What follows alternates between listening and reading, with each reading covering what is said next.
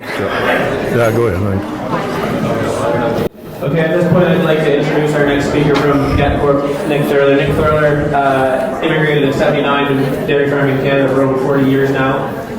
They founded GetCorp in January 2022. So he's going to talk us through their business and what they do.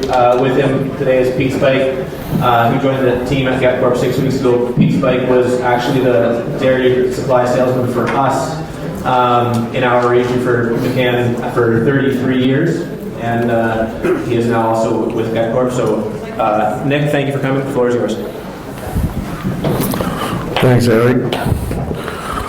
So yeah, good afternoon, everyone. And my name is Nick Thurler. I farm in South Mountain, Ontario, with my family, my two boys. And I'm here to talk about GetCorp. We 2 years ago in January, I was approached by a company from Denmark, Green Island. They want to expand their digesters into Canada. And for some reason, they found me and they asked if I could deliver the Canadian dairy manure to them.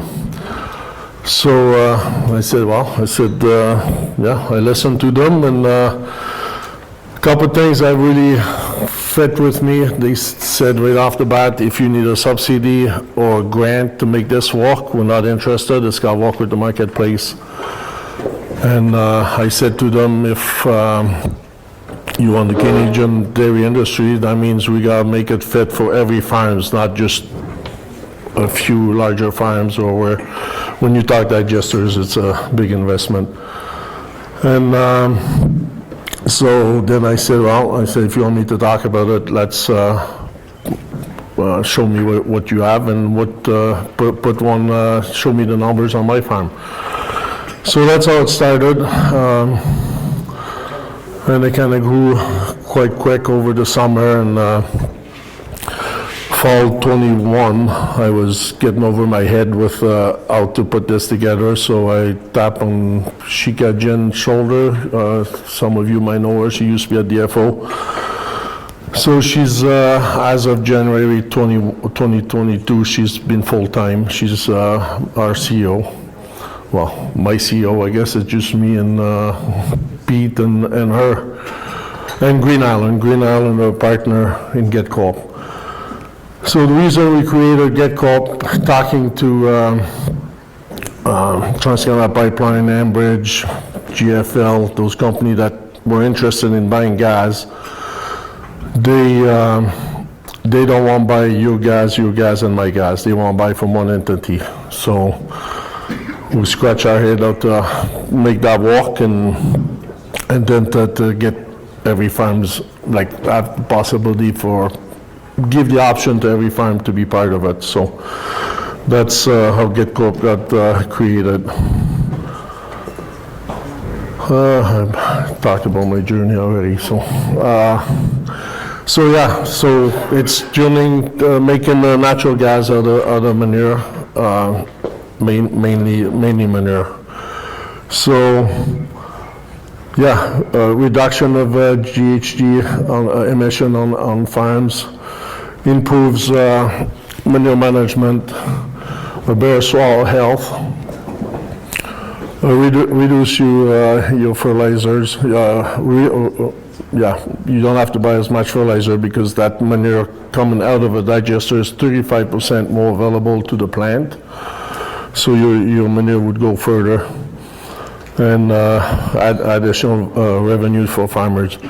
So we basically created supply management for manure. A lot of things you'll see. It's and you talk to those guys in Denmark, they were quite impressed how our dairy industry works, and how we used to work together, share revenue and all that kind of stuff. So this is built like that.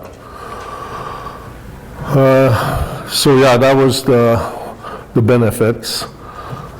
And then the barriers. So I talked to a lot of farmers across the province, winter 2021 and 22. And it's a big investment. So So, yeah, so to put up a digester on the farm, it's a big ticket, so not everybody could do that. So yeah, selling the gas, carbon credit tied to this, the gas sales, and then the capital. The capital was, many farmers I talked to, guys my age, next generation on the farm, the next generation all want it, says this is the future, we want it. And I don't know how many times I heard the father say, okay, we'll do this, but in 2 years from now, when that farm comes up for sale, don't come and complain to me that we can't buy it because we invested in this. So that was another big issue. So that's basically how it works. So we're providing a viable avenue for dairy farmers to positively impact their sustainability effort. So as it's supposed to be a thing in here. So the plant owner, well, the farm plant, let's call it farm plant for now. So that would get Corp looks after that, well, from the red line that way, get Corp looks after that, and then a strategy partner would look after the hauling the gas away. So there's a participating farms. That's a farm that says, okay, I'd like to be part of it, come and get my manure, bring my manure back, and there's really no expenses to the farm.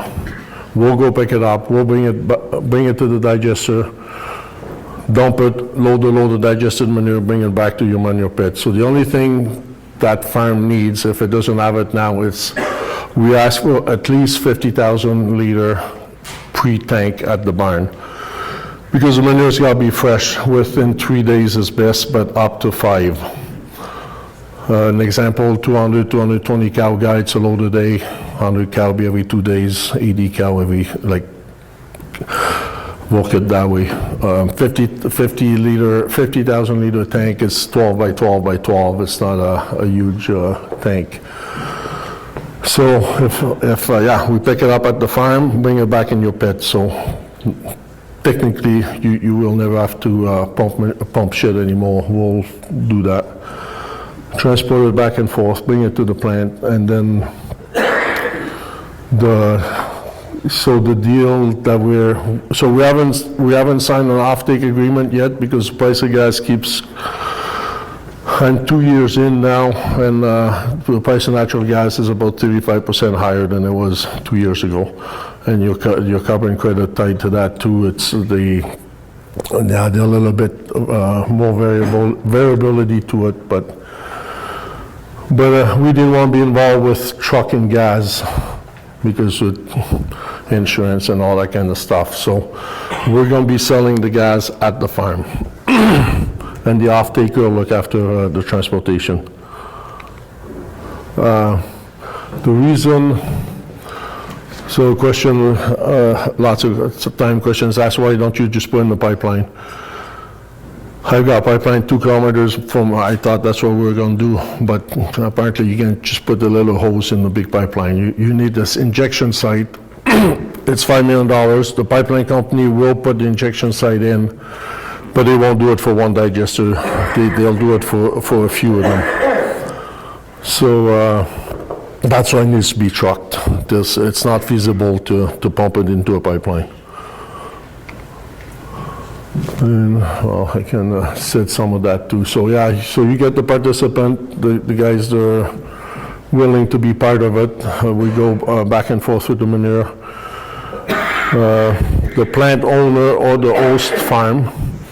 So the plant owner, so you could be a host farm. So if you say, yeah, that's a great idea, come and put a digester on my farm. So we will put the digester on your farm, and we will pay you a lease on your land. It's about 2 acres.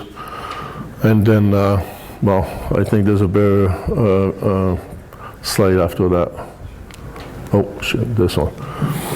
So the participant would get So dollar per ton for the manure, so it's $4 per ton. That's with 8 to 12% organic matter in your manure, so that'll take care of a lot of the manure. Sand manure probably lower. The Tysol guy be higher. We could handle Tysol manure too, long as that farmer is willing to take it back liquid. We can't bring it back liquid, but we can. And we have to work on that conversion. Like a ton of dry manure was worth how much liquid you would get back, but. So yeah, the $4 a ton, that's for your liquid manure between 8 to 12% dry matter. You get the digestate back, that's 35% more available to your to the crops. You get a percentage of the revenue, so at the end of the year, whatever Get Corp made, every farm that was involved in, according to their tonnage, they're gonna get a dividend after revenue. Profit and a profit share. The host farm gets everything the participant gets, plus the number is 5,000 a month for 2 acres of land to be able to put digester on. That's the lease. And then the plant owner, so the plant owner, we're gonna ask for 20% down, and then we'll finance the rest. And that'll be whatever terms he wants, like how long he wants his digester to pay for. And you would get a bigger profit share, bigger percentage of the revenue and ownership. But even though you're an owner, you still have to come through Get Corp. Like it'd be just like if you want to sell milk, you gotta go through the FO. You want a digester, we have the exclusivity on those digesters from Denmark, and they got the recipe how to make gas. They claim they get 100% of the gas out of the manure. The digesters you see in Ontario now, apparently it's 50%. They get 50% of the gas out. They need that off farm to boost it up. And they need the off-farm for 2 reasons, to boost it up and for next year, the tipping fees. And then they got, they're subsidized, the electricity is subsidized that they sell. So they get two sources of revenue.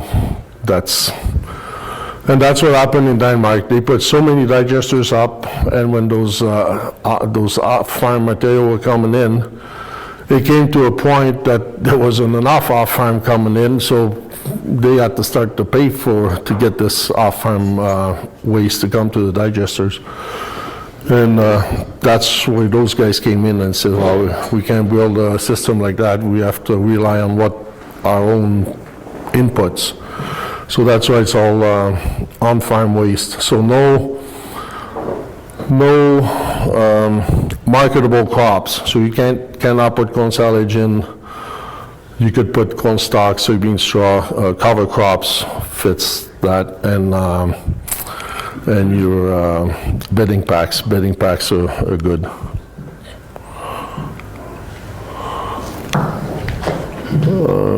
So what Get Corp does, so on renewable natural gas operation, so we're gonna have the services, so we're gonna have a service team in place to service those digesters going around.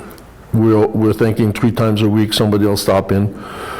The digester is monitored 24/7 from Denmark. Every 2 minutes, I think it is. Apparently they're supposed to know something's wrong before we will. We're gonna look after the construction, looking after securing the feedstock. So once there's a farmer says, okay, I'd be interested, I want a digester, so we're gonna look at the area. And then we'll go around, and that's be Mr. Pete's job, go around, talk to farmers, see who wants to be involved to secure the feedstock. We're gonna be testing it. So before we pick up the manure the first time, we're gonna run a test, and then that'll be your base. And then we'll run it every 3 months, 4 times a year. We're gonna look after the trucking, look after monitoring, servicing, and then to get your carbon credits, there's a bunch of paperwork and stuff that's gotta be done on each farm, so we're gonna look after that too. The gas sales, collective sales.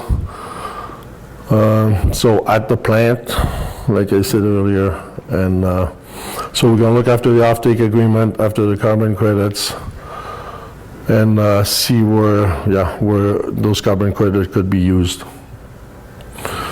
And then debt facility, so a year ago or so, it was January last year, I signed for it, and I kind of jumped the gun. I had to put a pretty big down payment, and I did it off my line of credit, and I didn't have financing, and I thought, oh, I'll get financing.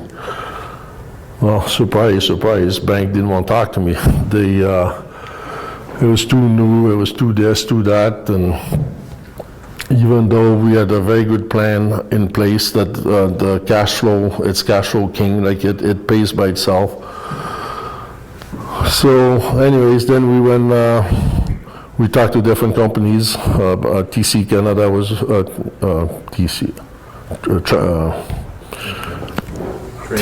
TransCanada Pipeline were very interested, so we spent a bunch of time with them.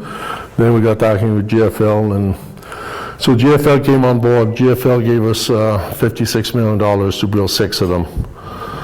That took a few months a few months. It's still not done. We're still working with agreements and stuff, but so yeah, they gave us, that was quite a phone call. The day I got that phone call that they were giving me $56 million to put 6 of them up to do a pilot project.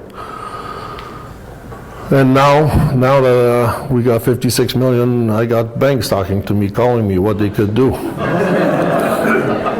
So they, and my memory is good. So, but we are talking with them, we're entertaining them, but pension funds are, it's quite amazing. We are talking with pension funds, and that's probably where the money is coming from.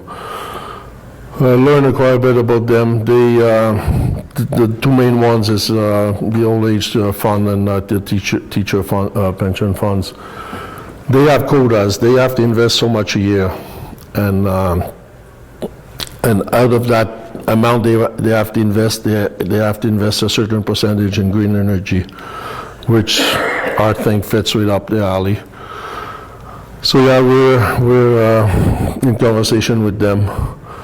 And the other reason, it's through COVID, they didn't reach their quota, they didn't invest enough, so they got a lot of money to spend now. So that's why we're pretty confident that we will have the capital to put those plants up. So that's on my farm. We should update those pictures there from last summer. So yeah, 3 in Eastern Ontario, 3 in Southwestern Ontario going up this year. Mine, we had a few delays with it. It's we should have been put manure in it by now, but it's probably going to be April in this silo. That's the main silo. So there's going to be 2 of those. That's the foundation for the second one of those.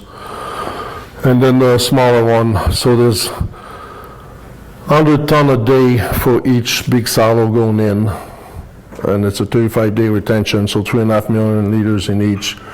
Those 2 will take 85% of the gas out, and then it's got to run for a week in that smaller one to take the other 15% out. And then it goes into a filtration system.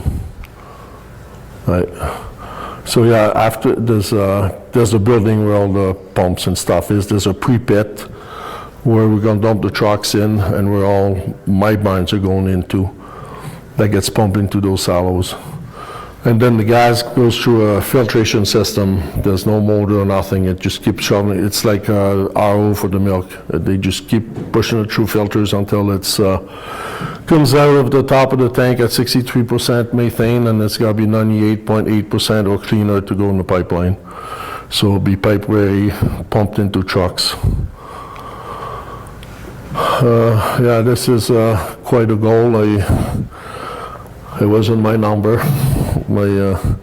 Some people think I'm crazy, but Chica is crazier than me. So, but anyways, we'll see where it goes, but that was the plan to put Brill 6 this year and between 20 to 30 next year across the country. And we have a lot of interest. We were in BC, Chica and I, and those guys are a lot of big farms. They could fill one by themselves. Yeah, and I probably didn't mention that. It's, well, it'd be on,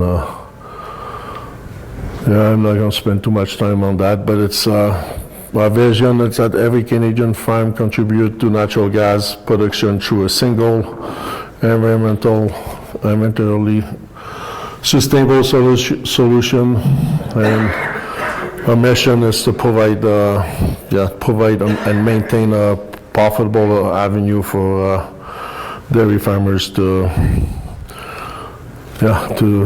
reduce the industry environmental footprint. The benefit and impact, so it aligns with the federal ministry. We've been, Chica and I had full meetings so far with BMO staff. They know they need to have a carbon credit system, like the buy-sell carbon credits. BC has one, Florida has one, Oregon, there's a bunch. The western coast a lot more than the rest.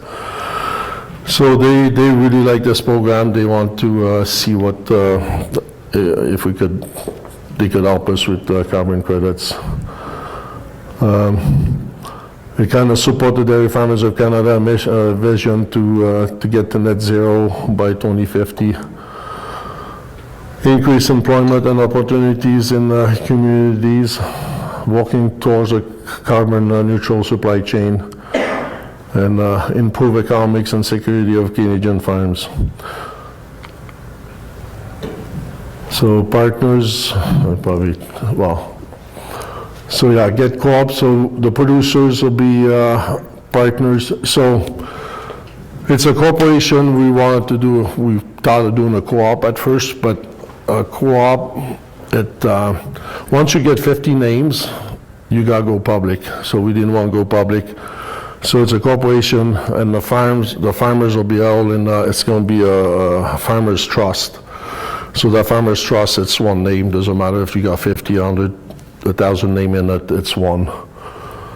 The buyer of the gas, and then Sega, well, I heard lots this morning, the Lactanet people were talking about research and stuff. Sega's got 30 years of research on this stuff in Denmark. They're very well, they know, like this is a proven system too, like it's not something that you got built and hope it works. They do it there, it works.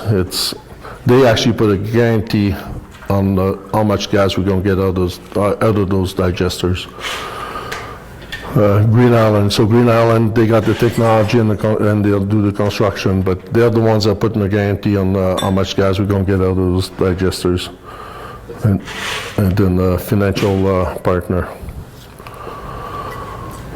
Gas production, so 200-ton plant. So at first we were just going to build this. That's a 100-ton plant, one big silo, one small. But looking into it, it made a lot more sense to put the second silo up, because for 35% more capital, you double the plant, because the small silo and the gas cleaning and all that could handle two big silos. So we call it 200-ton plant. The 100-ton plant, it's still financially viable. So in some areas where there's maybe not enough cows to put a 200-ton plant, we could go with a 100-ton plant. So a 200-ton plant will make 2.2 million nominal cubic meters of raw gas per year. Turns into 1.3 million of pipeline ready, which is 48,000 gigajoule per year. 99% methane content, well, like to be pipeline ready. Uptime, that's the other thing. They don't put a guarantee on that, but their plants in Denmark are running 90% 95% of the time. All because it's all preventing maintenance, and the big one was, you saw the foundation was a big cone. If you do a flat foundation, which all digesters are, every 4 to 5 years, I didn't know this until this year, they got to empty them out, take the dome off, lower something in to clean them out because they got about this much built up. These, by doing that cone, there's 2 pipes going to the bottom. They pull manure out in the 6-inch pipe, and they got a 4-inch pipe that keeps blowing manure all the time. So it keeps the bottom suspended. And we saw a plant that was 26 years old. Oh, you were there, Bart, too. 26 years old. Well, it's 28 now. They never shut it down. It doesn't build up. Feedstock, so 200 ton a day is roughly, that's kind of my numbers. It's, I think more we go into it, I don't think it's going to be that many. It's going to be probably 1,650 cows plus young stock to fill one of them. Mainly liquid manure, but deep bedding, cover crops, that 8 to 12% dry matter content. Sand, lots of sand. There's lots of sand in Western Ontario. There's more and more around here. So mine won't, because I got enough manure without. But all digesters going to have a sand. Well, I shouldn't say all. Most digesters will have a sand separator at the digester. That way, it doesn't stop us to get manure from anybody. Because if to put a sand separator on every individual farm, it's too costly. Those sand separators are, they could clean. They come from Denmark too. They're a lot. The guys that know about sand separators that went and look at them, they never saw something like that. It doesn't use very much water. The sand comes out dry, and that sand separator could look after manure from 2,500 cows, so it's more than enough for like, even if all manure would come to one with sand, we could look after it. The sand would go back every 2 weeks back to the farmer. It would be mixed sand, like it would be necessarily your own sand, because you got 5 farms with sand coming to there'll be one pile of sand, but it'll be weighed and you get your sand back. The only thing, you're supposed to stockpile it for 5 to 6 months before you reuse it into your barn to make sure there's no. We talked to DFC, DFO for biosecurity, and that's they say 3 months, but we're saying 6 to be safe. And ideal 2 to 3 day retention, but we want to make it work for every farm. So if the 50 cow guy wants to be part of it, the day 4 and 5 you don't lose too much, but after that so we will, if there's 250 cow guys, we would pick up half load at the one farm, half load at the other farm, and then we bring back one full load to this farm one day and the next time to the other farm. We're not going to split loads going back. Question? Nick, how do those carbon, like you say, carbon credits, like DFC is supposed to be carbon neutral, so how are you going to sell carbon credits and keep us carbon neutral? So right now there's no program for it. That's why the government needs to do something. My farm gonna have 5,000 carbon. Once I do this, I got 5,000 carbon credit to sell every year. We're gonna have to let some of them go with the gas. Those digesters that went up, they got that FIT program for 20 years. They signed everything away.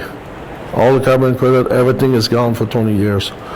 So, and that was Chica's brain to decouple them. So we could, well, it'll be GetCorp, because all's coming to GetCorp, but GetCorp is going to have those carbon credit, and we could sell them to Europe, to California, to whoever's going to pay the most. But we don't want to make long contracts, because we're going to need them. We're going to need them on farms to, like the next step of those digesters is to have a nitrogen plant and fuel up trucks, milk trucks, tractors. We could, the technology is there. They got tractors in, New Orleans got 2 tractors running in Holland this summer on hydrogen. I saw the one at the farm show in California a couple weeks ago. The trucks are there. Tomlinson's got a bunch of truck running on hydrogen.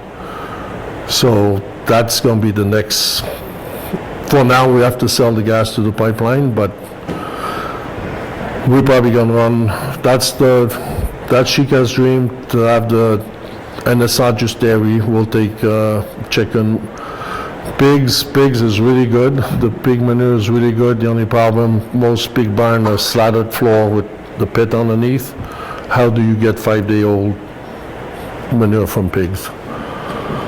There's a guy in West Ontario, he's got 12,500 pigs. He wants one of those real bad. He's got chickens, a lot of land. He's thinking just keep that pit empty, put a lily hole bottom underneath to push it into a pit and to make it work. But if somebody builds a new pig barn, they would have to think about this. So, these participants, like, how close do they have to be to the digester to make it feasible? There'd be a cost of transport, right? Like, Yeah. So our budget, we walked it out an hour and a half per load. So half an hour drive one way. It takes about 7-8 minutes to load and to load. So drive to the farm, 7-8 minutes to load. That's the other thing the farmer would have to do. They got to put a 10-inch pipe with the funnel on top. We come in with the pipe, drop it in. I never believed this until I went to Denmark. Like, well, you saw it, Bart. Like, the guy did 10 loads a day, and he was as clean as this, never got out of the cab. You swing, pick it up, go to every digester's got a drive-through. Drives in, dumps it in the pre-pit, picks up, moves 5 feet, puts in the other other pipe that comes from the lagoon to load it back up. So our budget is worked at an hour and a half per load. On my farm, I got 2 loads a day, roughly a little bit more. I need 4 loads a day, so it's 6-7 hours. We're thinking 1 truck, maybe some farm, 1 truck could do 2 digesters. And yeah, so let's say 1 digester, there's a few loads that would have to go further. Since the Get Corp looks after all the trucking, it's going to be pulled. It doesn't really matter. Like if a digester's got 2 loads that goes 2 hours, another one might have 2 loads that only go 15-20 minutes. if I'm farther away, you have to be- Pardon me? like, if I'm farther away from the digester, it don't matter. Like, No, like that's another thing. Every farmer's going to be treated the same. Like your $4 a ton, long as your dry matter is there in there. Doesn't matter how far you are, you're going to get your $4. The trucking will be pulled in within the company. Bruce, how much manpower would it take to run a unit? Like, all considered trucking and running the thing? So Get Corp's going to, so we're going to look after all that. The farmer, let's say the farmer that's got a digester on his farm, the only thing we ask is, so you got to pump the manure to it, so which you do now because you're pumping it to your pit. And you got to fill that, it's called a tailback. It's a big, it holds 20 ton of bedding packs and stuff. It's like a big 4-inch box on hydraulic floor. So that box needs to be filled every 2 days or something. So the farmer would have to do that, but we will pay him to do that. Whatever hours he spend on the digester, that's going to be part of Get Corp to run it.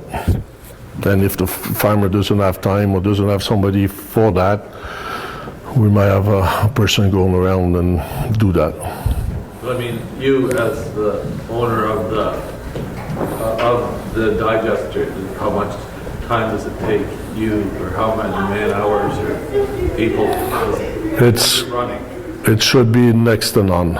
I know when you talk to digester people, they laugh at me when I say that, but Like the big difference is all those digesters, they run this big motor 24/7 with the generator to make power, and that's where a lot of the issues are. We don't have none of that. It just comes out of the silo, it goes to a bubble, it's where the raw gas goes, and then it gets pumped into that filtration system. Yeah. So the revenue coming from so is the revenue coming from the selling the gas, or is it the revenue is coming also from the selling the carbon credits? It's about, the way it is right now, it's about 40% gas, 60% carbon credit. And what is the rate? What is the rate on the carbon credits? Is it still going up, or was the Well, California is still the best market. It was 170, 180 bucks. It's 75 now.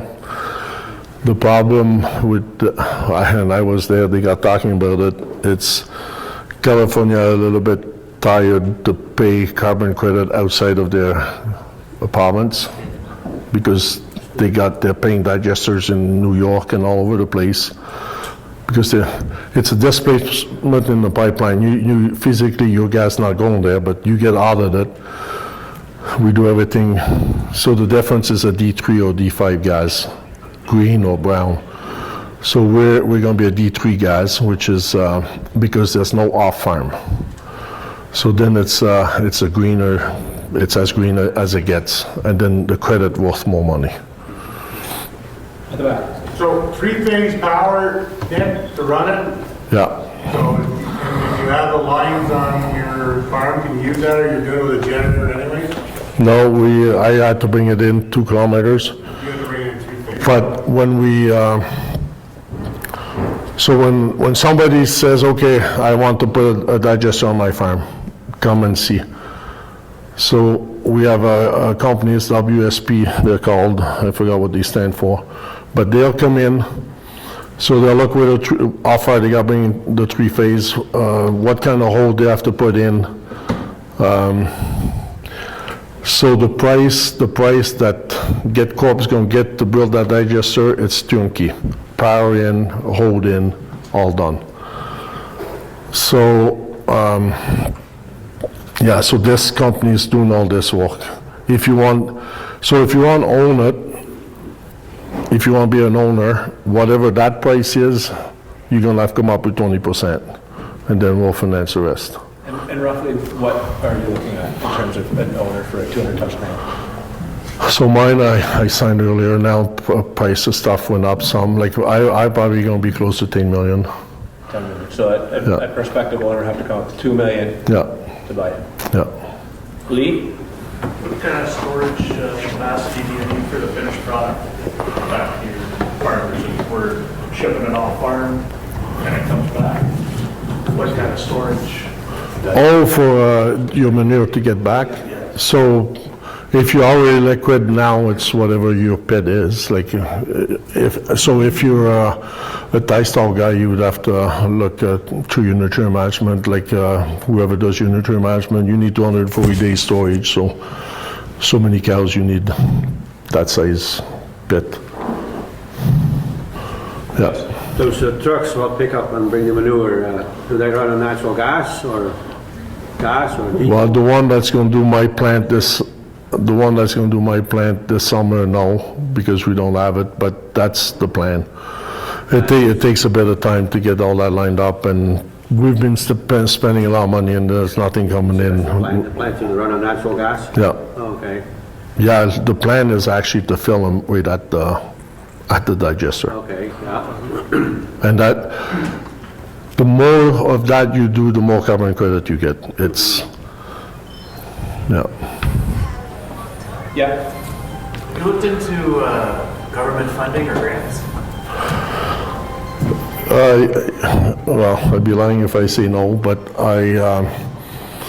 we had a meeting with an MP to tell us tell them what we're doing. He gave us 35 minutes, an hour and 40 minutes, we were still on the phone with him. He was all over this, and he said, oh, you gotta go after this grant, that grant. the government at any time, too bad Eric is gone, he could say if it's true or not, but I couldn't believe it. They got between 1,400 to 1,600 different grants. And he says, you got this grants that you could go and get. But then I said, well, they're going to tell me how to build it. And he said, well, probably you got, and I said, well, I don't want it. Because this is proven, it's going to be built the way they do it there, if we're going to get grants. And now I'm told that the government needs to get beyond this by some pretty high up there people. So we do have a meeting with, a face-to-face meeting with a couple MPs on Tuesday, Shika and I. And yeah, so we are looking for grants. Like, we don't need a lot of money, so if we get a bunch of free money. So ideal site location would be on a road that doesn't have half flows, correct? With three-phase hydrant. Yeah.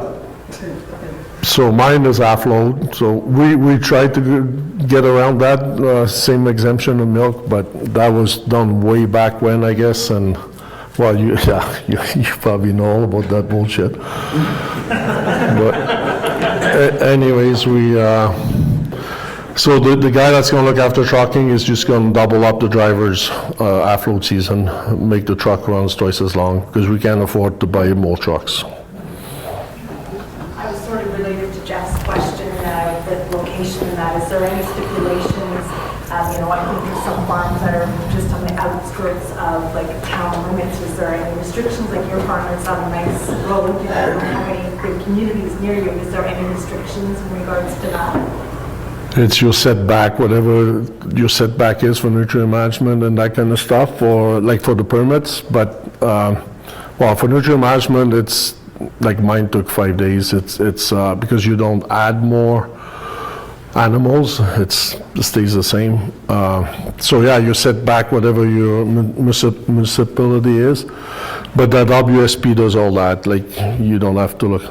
And yeah, closer to CD the better, because it takes the smell out of the shit, so.